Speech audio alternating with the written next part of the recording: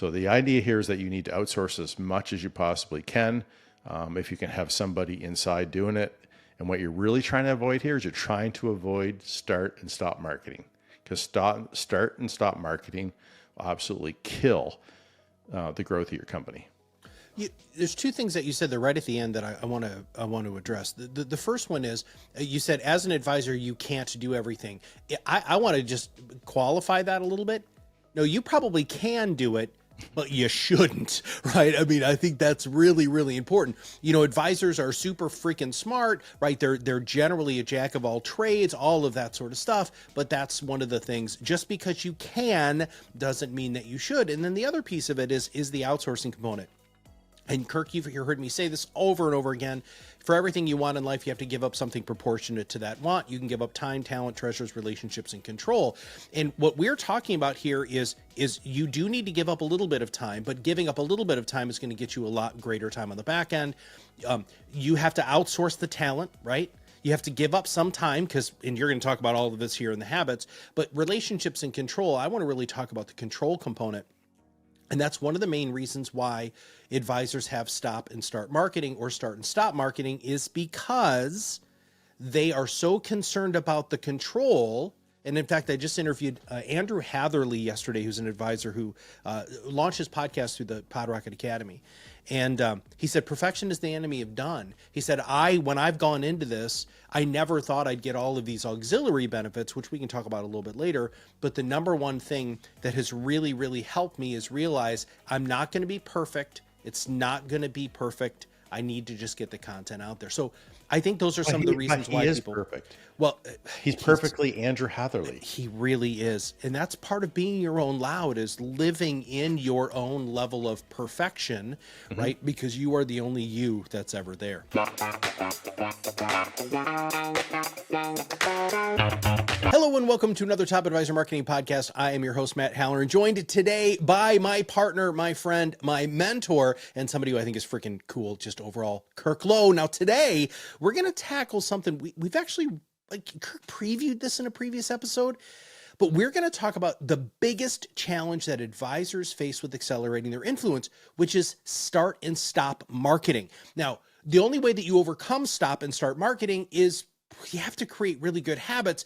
So it's interesting because Kirk has been really diving into this book called Atomic Habits, and we're going to start talking about how that's so wildly applicable to financial services professionals. Because listen, we've all struggled with this, right? I mean, all of us struggle creating new habits, but there's some really good things in this show today that are going to really help you not to just create good habits, but start creating content, stop your start and stop marketing, and more importantly, get better as an advisor. Kirk, welcome to the show. Thank you, Matthew. Ready to get going today. Yeah, all right, brother. You know what's funny here? As you're doing the intro here, I'm thinking to myself, how many people are familiar with you now, what you talk about, the company you represent, and when you go to events, how many people come up, and this is all from you and I creating a habit, good habits. Consistent, and we're going to talk about those, right? But a lot of it has to do with just our big picture consistency. Okay, so here's the deal. Why is this so hard for advisors to create really good habits surrounding marketing? Well, I think the most obvious thing to me is I'm not sure advisors really know what marketing habits they need to create. And what's really interesting is sometimes we read studies from people asking advisors what they're doing, like what's popular and then what's working. And I'm thinking to myself, why are we doing this? Why are we taking advice from an audience who are not experts in marketing? For the most part, some are very adept at it, right? Some of you get this stuff, you love doing it. It may be just as much fun for you as financial planning, but not most. And that's clear to us, lots of marketers, and it's clear to lots of you with, lack of growth and all kinds of things. But that's, so many advisors really are in this place. And a lot of it, I think, has to do with, I'm not blaming advisors, I'm not blaming you. But I think a lot of advisors have been marketed to and sold to by marketing ideas that maybe work in the short term, but, they're not as good in the long term. And when they stop slowing down, or something happens in the advisor's world, sometimes it just doesn't work because you didn't stick with it. Sometimes there's just a blip, or marketing is not. It's not like this, the growth, right? We go through it. The better we get at it, sometimes it's still surprising that we have these lulls, and then we have, the opposite where it's, we're just being flooded. It's really interesting how things happen, and we don't know why. Human behavior, it's unpredictable, but you can still do predictable stuff, but you can't get to predictable unless you've created a consistency and a habit for it, right? So really it's advisors are not doing marketing in a habitual way. It's unplanned. They're being marketed to by these ideas. They're not sticking with it long enough because their expectations maybe are misaligned, all kinds of things. If you want to start leveraging the great outcomes that marketing affords, you have to start with being a thought leader. Hopefully, if you're not of that mindset, if you're still thinking you don't need to be a thought leader to be great at marketing, I think you need to start reading some books, go out and listen to our podcast, listen to a bunch of other ones, like start increasing your knowledge set and awareness of what's going on, because this is the way to do it. There are different ways to do it, but this is the way. You have to be able to share your expertise. And if you think about it, that's scaled credibility, which is really important. It's hard to compete if you got to be everywhere, talking to everybody one-on-one or 1 to 10 or even 1 to 30. What you want to do is try to talk to everybody 1 to, unlimited amount of people, 1 to everyone, right? One opportunity to talk, and we can explain more another time about how to do that, but that's in our formula. Here's the thing that advisors have to remember too, is creating these habits of being a thought leader, is that if you're an expert, that means that you compete in the expertise economy, and you have to showcase your expertise. And if you're only doing that one-on-one or in small settings, and they cost a lot of money and take a lot of time, you have to change the way you approach that. You have to look for efficiencies. You have to look for scalability. Those things are absolutely critical to how you market going forward. And so once you have the content, everything else is easier. So if you can create the habit of creating content, then everything gets a lot easier. So think about that. For my experience, content is one of the most difficult habits to form. I've been in financial marketing for over 25 years now. And before Matt and I started this company, I can literally recall 2 advisors that I'd worked with who were consistent over years of creating content every couple of weeks, at the least every month. 2 of hundreds. And so it's a major problem. And it's actually how Matt and I started this company, is we recognized, and we're going to explain why, that the way we were doing content seemed like it could actually work for a lot of advisors. And I would say we're a lot more right than we are wrong, but we still got a ways to go advisors have ways to go in understanding that. So, as an advisor, you can't do everything. Lack of time, lack of talent, and that, that's not a dig. Right. We all have talent, and, being great at marketing and the things that it takes to be successful at marketing aren't always the things that we get into business for, or that you want to be doing. So I think as much as you can, I think advisors sometimes try to fix this by hiring, by jumping from one thing to the other, hoping that something's going to not take a lot of work and they'll have great success. That would be nice, but it doesn't work like that. And the other one is to hire, a marketing assistant, or make somebody in your office responsible for marketing who maybe doesn't have the expertise that they need to help you be successful. So the idea here is that you need to outsource as much as you possibly can. If you can have somebody inside doing it. And what you're really trying to avoid here is you're trying to avoid start and stop marketing, because start and stop marketing will absolutely kill the growth of your company. there's two things that you said there right at the end that I want to address. The first one is you said as an advisor you can't do everything. I want to just qualify that a little bit. No, you probably can do it, but you shouldn't, right? I mean, I think that's really, really important. You know, advisors are super freaking smart, right? They're generally a jack of all trades, all of that sort of stuff. But that's one of the things. Just because you can doesn't mean that you should. And then the other piece of it is the outsourcing component. And Kirk, you've heard me say this over and over again. For everything you want in life, you have to give up something proportionate to that want. You can give up time, talent, treasures, relationships, and control. And what we're talking about here is you do need to give up a little bit of time, but giving up a little bit of time is going to get you a lot greater time on the back end. You have to outsource the talent, right? You have to give up some time and you're going to talk about all of this here in the habits, but relationships and control, I want to really talk about the control component. And that's one of the main reasons why advisors have stop and start marketing or start and stop marketing is because they are so concerned about the control. And in fact, I just interviewed Andrew Hatherley yesterday, who's an advisor who launched his podcast through the Pod Rocket Academy.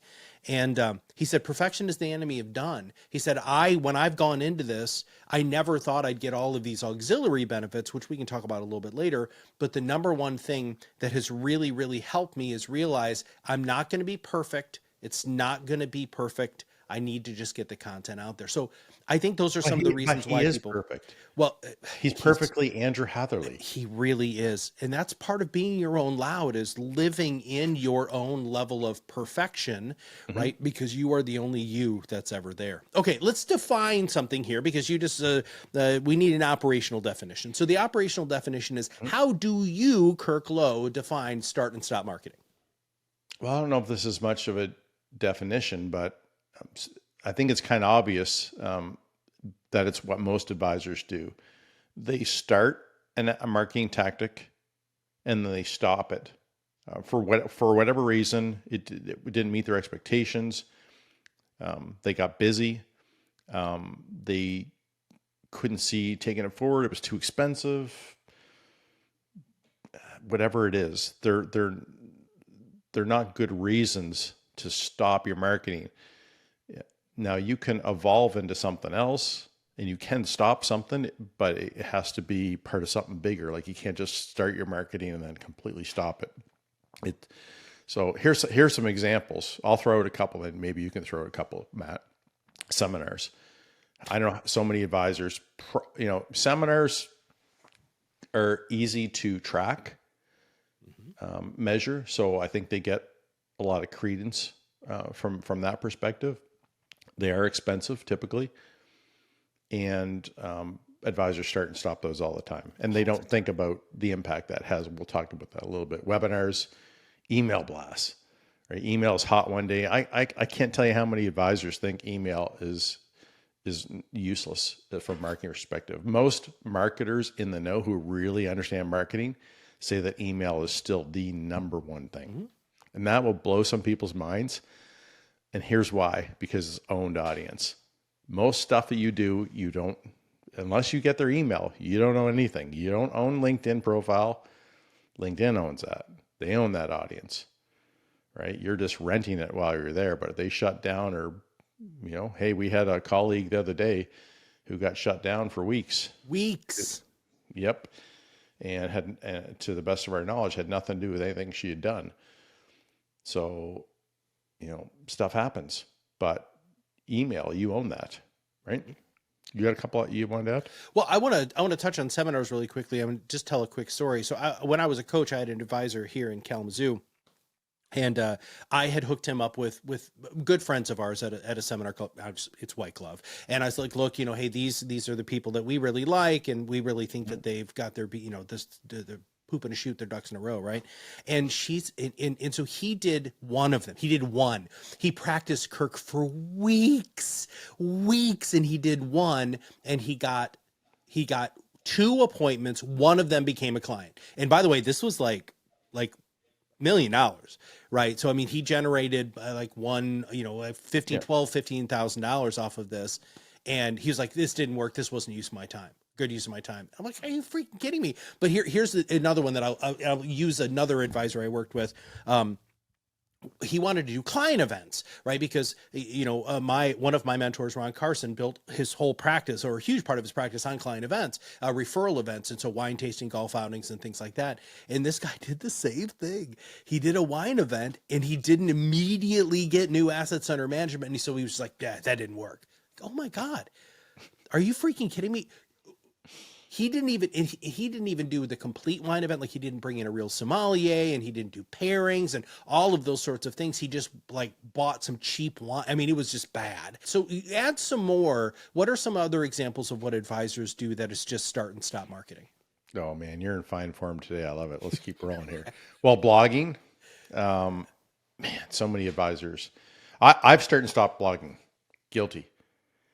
There's times where I find writing a wonderful outlet and a great way to express, but I'm a perfectionist. Pardon me. When I do blogging, perfectionist in my own world, maybe not a writer's, but it slows me down. We know lots of people, most people start and stop podcasting. I think it's 90% of people who start a podcast don't get past 10 episodes. Yep. Right? It's a crazy number. Insane number. Video, same thing. So there's SEO, running ads. There's all kinds of things here. And like Matt said, even asking for referrals, which isn't really a marketing tactic, kind of, but so all right. Lots of issues with start and stop marketing. Don't do it. Well, but we have to now it's the rubber meets the road. So we philosophically set the stage here of, what's going on and what advisors have done in the past. Our job here is to try to move you forward. So what are the consequences of this? You and I have experienced some of the consequences of this, but what are the consequences of this start and stop marketing that advisors do? Yeah, I'll give you three. There are probably more, but these are, we'll call them the big three. The first one is inconsistency sends the wrong signal to your audience.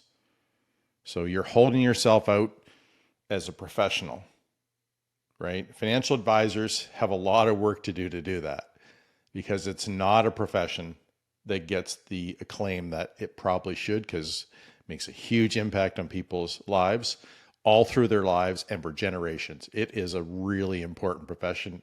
You all of our listeners understand that. And here's the thing is, we're fighting for that. And then we do, how we market to people and how we communicate. It's part of the problem. It's part of this industry's problem. The inconsistency sends the wrong signal. So if what you're doing with your audience is important in their minds, you should be consistent at it. You should be doing it all the time. Why do you change all the time? Why do it's hard to follow. So that's the first consequence. The second one is you're not consistently top of mind. This is where a lot of advisors miss out on the momentum, which we'll talk about in a second, is that when somebody's ready to make a decision and you're not there, you're not there. And that's a big problem. If you think about what the greatest in marketing does, is it's always there. You always know about them. When you're ready to make a decision, I got to go there, right? You're hungry. Oh, I'm going here, right? I want to go have a coffee with my friends. I want a good coffee. I'm going here. Right? You know all these things. So top of mind is huge. And you got to think about that. And you got to be there. You got to be there when they're ready to make a decision, whether it's in a month or 2 years. We've had somebody or 10 7 years. It's not happened once. It's happened a couple of times where people come back 10 years. I've been following you for 10 years. Holy smokes. Yeah. Good for you, man. I'm glad I was kept you interested for 10 years. I bet they would say, I wish you were more consistent. In fact, maybe it could be the reason, they didn't come around in 2 years. Yeah. I haven't, Matt hasn't been, but not in our careers, dude. No way. No, we have been for 7 years. We even had nuances in the last 7 years since starting ProudMouth. There's no doubt about it. But for the most part, we're there all the time. And our podcast is where we've really come through. Well, let's unpack that just a little bit more, because if you're not there, if you, Mrs. Advisor, aren't there, somebody else is going to try to get their attention. And so it's really, really important. And that's, you know, one of the big things that marketers fight against all the time, is really that. But there is another humongous component. And I think, and you might not agree with this, but I think this consequence number 3 is the consequence, because Yep. anyway, so it's that you don't actually ever gain or even begin the journey of momentum. So take that away. Yep. You lose momentum every time you stop. And Matt and I will argue to the death of this argument that momentum is everything. Yep. And momentum is the most underrated positive marketing outcome, and nobody talks about it. Marketers don't talk about it. Advisors don't talk about it. Your mentors don't talk about it. Coaches don't talk about it. We do. Momentum is everything. Momentum is, oh my gosh, it's so many things. I get so wound up talking about it. I think it's the most powerful attribute of great marketing. Yep. Momentum is when you get going, you get better. You create more value, more people see it, more people talk about it, and your audience and network start growing. I didn't just say your audience, right? It's your network too. And it can grow 2 ways. We talk about the influence continuum, and that's, most people spend their time talking to skeptics because they haven't done enough marketing. They haven't built enough momentum, credibility, right? You talked about skill, credibility early. On the other side of the continuum, sorry, I guess this would be skeptics. Gotta remember we're mirroring here. And then fans would be on the right. And your momentum moves you along that, right? You stop. As soon as you stop, you go back, right? Then you start again, then you go back. Like this is where most people are. I'm doing a video here. I know if we're doing video here, if you can't see us, go to YouTube. It's not that exciting. I'm just moving my hands along the line. Sophisticated graphics here. And you need to be moving in the right direction all the time. If you're going forward all the time, you're going to get better all the time. That's what we're getting at here. This is in sports, process, business, everything. This is basically the process of it's creating habits. The thing about that is, as momentum builds, you create more fans. The other thing that happens is your audience and your network grow, and as they grow, that's when the good things happen. And I always like to tell people, Matt and I do, you never really know where it's going to happen, right? So part of ProudMouth's growth isn't just people, advisors raising their hand. It's all the companies that work with advisors who probably been the most surprising. Like when we talk to people, we love your brand. Like everybody loves you guys. You guys really speak to advisors. You're all about serving them, helping them. You have so much value you give away. It's unbelievable how people feel about you. And that isn't always in the dollars and cents column, right? It's momentum.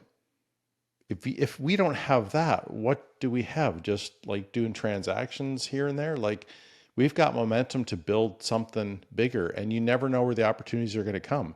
And they do come in all kinds of interesting places. Create new products, learn about our expertise. It significantly expands our expertise. There's just so many cool things happens when your network grows. It's not just audience. Hey, I want to jump in there and tell a quick story, because you just teed me up, but I just got to walk through the store. So I was just interviewing a gentleman, and he has the Gray Divorce podcast. And because he's like 26 episodes in, so he's been doing it for about a year. And because of that, He just spoke in front of 200 divorce attorneys, and they expressly said it's because of your podcast, because you are so free with your knowledge and you're giving away so much great information. And then he also got approved for continuing education for lawyers, dude. And it's all because of this momentum that he has been able to garner over time. Let's talk about Atomic Habits. Yeah. So I should have read Atomic Habits a long time ago, but probably a year ago now. And it became so clear what Matt and I really hit on here was we figured out how to create a content creation habit. That's what we did. That's what our business is. And we're trying to share that with you. Mm-hmm. And so if you think about, so Atomic Habits by James Clear, he talks about the 4 laws of behavior change, which are simple rules for building better habits. And 1 is make it obvious, which is a cue. 2 is make it attractive, which is craving. 3, make it easy, which is response. And 4, make it satisfying, which is reward. If you can do those 4 things, cue, craving, response, reward, then you've got a chance to form a new habit. And as you all know, creating better habits is the most important thing to moving forward and achieving success. So we'll use podcasting as an example because it's a perfect example for Matt and I because it's worked for us. Start with the first law. It needs to be obvious. You need to have cues in place. So for Matt and I, the cues are time and location, more or less. So the first one is that Matt and I have every other Thursday, we record an episode together. And then our team sets up Matt with guests. And then it's on his calendar. They do the work. He does his thing, prep and recording. And the other one is that we live in our podcast studio. We're constantly reminded of podcasting and how much fun we have. This is going to seem really funny, but I bought this, a year ago now? It does not on my camera anymore because I've changed my angle, but I have this, now you can't hear me, but I got this little light in front of me and I try to leave it on during the day. It just reminds me I feel like I'm on, and it's kind of fun. Podcasting is a fun experience for us. So the first one is to make it obvious. That's what I'm supposed to be talking about. So having this here, I'm all ready to go. This is my cue, Matt's cue every day. And this, you should have this set up for Zoom meetings, virtual meetings anyway. Yeah. So you're right there. So that's how you get to the first part is make it obvious what that habit's going to be. So you're reminded every day, every week that you need to do that. Okay. So that's the first thing. And I love the calendar stuff. So this is one of the things that I used to talk about as a coach all the time is, so Wednesdays, for me, I know when I wake up in the morning, those are my podcasting days. That's when my team puts, except for your and my time, that's when all of our guests are there. And I have, and even the very few clients that I still host it's on Wednesday. So I wake up on Wednesday, podcasting day. I'm in a different mindset, have a different outfit on. All of that stuff. It's game time. And I love your light, dude. And I love your light because it's lights, camera, action, right? Every time I see that light, that's the first thing I think of is we're recording, right? And when you're being recorded, you're at a different level of professionalism. And I have seen that even more in you since you've gotten that, super cool boom thing. All right. So that was, I think it's called the Frameworks Gator. I think it's called the Gator 3000. The Gator it's literally 3000. like couple $100. It's a great arm. It's the best one I've seen. Anyhow. All right. Second law of behavior change, right? So make it attractive. How can we help advisors make creating content attractive? So habits are attractive when we associate them with positive feelings. Right. So we want to take away the barriers to creating that habit. And, you need to create content. If you don't, why are you listening to us? Create content. Make that habit fun. So for Matt and I, fun is having a great setup, feeling good about where we're at. This is fantastic mic. I got this really fun arm. I've got little light here, light here. You know, I got an EOS camera, and you know, with my camera, so really ready to go here. It's energizing. Matt and I have fun doing this. It's a relationship that Matt and I have with each other, but it's also a relationship we have with our audience. And it's also a relationship we have with the microphone. Like being able to share what we're thinking. I think everybody wants to be able to share. Sometimes people share without being prepared to add value. They just want to have a podcast so they can talk. But we're here to add value to your businesses and your lives. Yeah, hopefully that's obvious. If you've never done a podcast, I highly recommend trying it. We like doing video too, but we do video together more often than not. Now Matt's a real pro. He can get up for any video. I have to be in the moment, and I'm usually in the moment when I'm talking to somebody. So figure out what works for you. We still do video. It's still important. Still writing is still important. But for us, podcasting was so fun. It gave us a second thing, the craving. So the craving became really easy for Matt and I. I think they should be easy for you too. So that's the second law. All right. I guess I never really thought about this. It's really interesting. I do literally crave interviewing people. If I don't do it, I feel a loss of something that I love to do. And I know I'm weird and whatever, but advisors do it all day long, Kirk. All they're doing is interviewing their clients. They might not look at it that way, but they ask thoughtful, insightful questions that help them, you know, build relationships. That's what we do. And that's what the power of podcasting is. All right. So okay, let's go to law number 3 and let's talk about making it easy. Yeah, it needs to be easy. So when friction is low, habits are easy. Schedule it, outsource it, make it easy to create a habit of recording a podcast, and it'll be an unbelievable result for you. No one makes it easy. No one makes it easy as we do, by the way. Wink, wink, nudge, nudge. Podcasting is our superpower. Courses, coaching, co-hosts, media experience. We actually have co-hosts who've won Emmy Awards. Crazy. And been executive in financial media well before other females ever had a chance. Like, we're super proud of the people that we hang out with, and everybody loves hanging out with them. So the third one is just to make it easy. How do you make it easy? You have a team to do the stuff that, you know, that becomes a barrier for you. So take away that friction, figure out who you're going to partner with to get this done. If it's just going to be somebody in your team, figure it out, have them go to the academy, learn all this stuff. And if it's going to be a partner, find that partner that suits you, helps you get going and be consistent at it, so that you don't worry about it. You just, you know, the response is I'm going to do this thing and move forward. All right. Sense? Yeah. So as we wrap this up, this is the last law that we have to address today, which is to make it satisfying.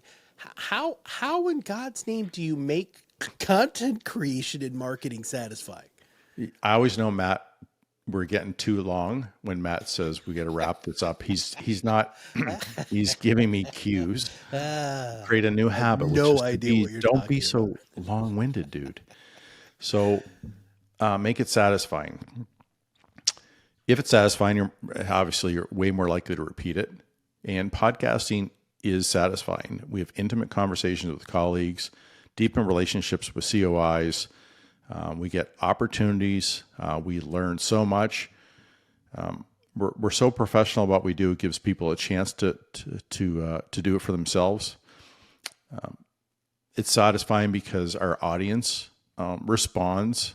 Matt gets to hear. I kind of live vicariously through Matt for our audience experience, because Matt's the one who's out there and gets a ton of feedback and hugs, even hugs from, we haven't talked about this very often, but sometimes it's funny when you get hugs from people that you just would never expect to get hugs from. And those can be lots of fun.